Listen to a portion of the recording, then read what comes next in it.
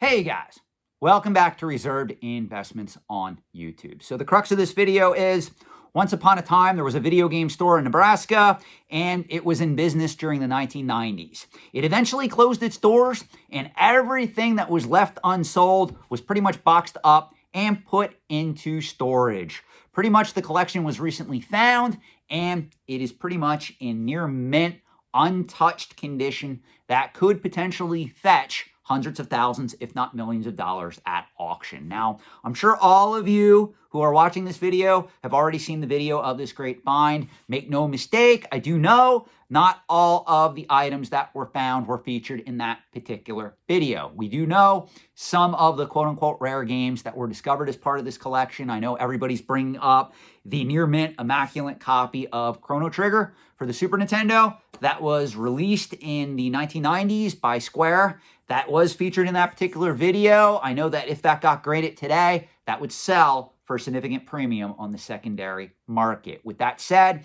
ever since this news broke of this collection, I have been getting hit with emails. I've even had people reach out to me via Facebook Messenger telling me, Sean, you got to do a video on this. What are your thoughts? And to be quite honest, I'm going to be very neutral on this. I told you guys from the start that a lot of this stuff is out there. There is more of these factory sealed games in existence than most people realize. Now, to be fair to my critics, are there any first edition sticker sealed Super Marios or Legend of Zelda's first prints in this collection? No, of course not.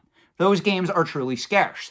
But if you look at the statistics, a lot of you guys that are trying to invest in this market, you're not paying $1 million for a factory sealed copy of Zelda or Super Mario. You are going after a lot of these games that are more common and can easily be discovered in a lot of these finds going forward. In case in point, you guys know I'm really big into rare coins. You guys know I also dabble in vintage comic books. Both of those markets over the years have had the equivalent of massive finds come to the market that have disrupted the marketplace. Now, to be fair, with both rare coins, with both comic books at present time, both those markets are in a bull market. So even if another 10 copies of Incredible Hulk 181 that would grade CGC 9.4 or 9.6 condition are discovered, the market's just going to absorb that. The same thing is going to happen with a lot of these retro games. And I want to make this very clear. I'm not biased when I talk about this.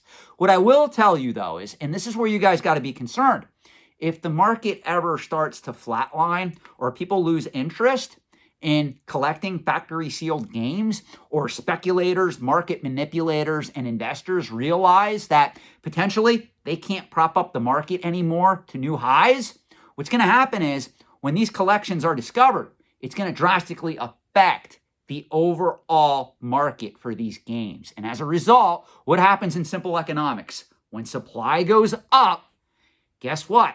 Prices fall. You need to understand that. And pretty much none of these markets are immune to what happens in economics, to what happens in finance, to what happens in business. So that's what you guys got to be aware of. So I'm trying to take a very biased approach to this because I already know a lot of my critics are waiting for this video to air so they can come into the comments section and they can cut me up. Look, guys, there's really nothing to talk about with this. And I want to be 100% clear on that. This is going to be the norm going forward. People have access to Google. People have access to heritage auctions. People have access to eBay through smartphones. If they come across a factory sealed video game and it is remotely in demand, they're going to know that it's valuable. They're going to know that there's money there if they go and send it to grading. So as a result, you got to prepare the fact that you're investing in a market where there's no real reliable data. The only population reports that are out there at present time for factory sealed video games from Wada Games are per the Nintendo Entertainment System. Anytime a collection like this is found that has games from the coveted Super Nintendo, Sega Genesis, Sega Saturn era, you need to realize you're going in blind if you are investing in these items. That's why I always tell you guys, transparency in these markets is everything. A lot of you guys come to me, and I always laugh at this. You guys love unregulated markets. Well, when the market shifts and you get hit in the face with a stale donut from investing in these regulated markets, that's when you're screaming at the top of your lungs, it's not fair. Where's the FTC? I need to be bailed out from this market. You need to understand there's a lot of risks playing in this proverbial pond. There's no such thing as an asset class that goes up in value exponentially over the long term for almost forever. It doesn't work that way. Even stocks, if you invest in an S&P 500 index fund right now, just what's going on in world events, you're probably down anywhere from 10 to 20%. Now, that's not a bad thing because you can dollar cost average into it and it'll self-correct and you'll eventually make money if you hold that asset over the long term. But over the short term, you can lose money in any asset class. There's no guarantee you are going to make money. Collectibles are much more risky because they rely on supply and demand. And at any given time, those two fundamentals can change. For instance, you can have a discovery of a very valuable collection of factory sealed video games, of rare coins, of comic books, of vintage toys that previously no one knew about that are now going to be sent to a grading company. And guess what? They're going to hit the open market at some point. Same thing is true when we talk about demand. Demand shifts in a lot of these markets. You know, I've said this before. A lot of you guys don't realize if you go back just 5 years from today, meaning I'm recording this video in March 22. If you go back to March 2017, there was not as much interest in factory sealed, graded vintage video games then as there is now because the market's been manipulated. And a lot of you guys still do not wake up to that understanding. A lot of these markets in the overall antiques and collectibles trade have been manipulated. Not just video games, comic books, rare toys, even rare coins, guys. I'm not just talking about the known collectibles, pop culture collectibles that a lot of you guys love. A lot of these more sophisticated markets, even high-end art where there's like only one piece in existence that sells for a couple $100 million, that market, I'm here to tell you, has been manipulated. There are cases of market manipulation occurring on the high-end art market, just like there's cases of market manipulation occurring in vintage video games, comic books, toys, rare coins, and the like. This is an unregulated market for the most part. You are taking a lot of risk if you choose to invest in these markets. This discovery of this collection is just one of those risks. Please learn from this. The fact that there is this one lone collection that's going to yield possibly a couple thousand factory sealed games just from this one find alone should dictate to a lot of you out there that, oh, Sean's kind of right. There are other finds out there that we don't know about that are going to end up being discovered and come to the market over the next 5, 10, 15, 20 years. Remember, guys, this is not the 1990s anymore. Everyone has access to news, stories, YouTube videos, collecting forums, pricing data on any of these markets at any given time.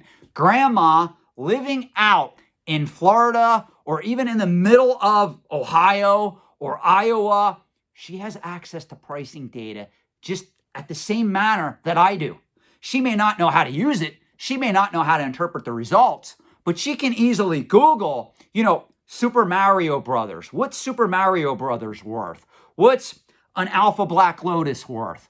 What is a Charizard holofoil card worth? What's a vintage Transformer worth? This information is readily available. Understand that we are only at the tip of the iceberg of realizing how many of these collections exist, how much of this stuff is out there that can be graded, that is in what I would call collectible condition, near mint condition, factory sealed condition, and the like. Use that to your advantage. Understand that if you are choosing to invest in these markets, there's a substantial risk you are taking. It's the end of the video. That's all I have. Let me know your thoughts in the comment section below. And just realize that the collectibles marketplace is not the panacea of investment opportunity that a lot of you out there think it is. These markets can and do change. Again, I'm going to state this. The people that do the best investing in these particular markets are either the market makers, the market manipulators, the investors, or the people that are already financially established so that when they come into this market, if they have a net worth, I'm just going to use this as a small example. Let's say they have a $300,000 net worth and they take $10,000 or $20,000 and they just throw it at factory sealed video games. If that complete $10,000 to $20,000 goes to zero, which in most cases it won't, but if that goes to zero, they're really not going to be affected overall. And that's what a lot of you guys got to realize. There's no such thing as a free lunch in the antiques and collectibles trade. There is a such thing, though, as a market manipulator, as an unethical speculator or investor who's going to come and eat your lunch. And that's what a lot of you guys don't understand who are going on a lot of these collecting forums thinking that you found the next big thing and you're going to make all this money in 10, 20 years. You would be better off selling into the hype, taking that money and putting it somewhere else. Thank you for watching. Have a great night.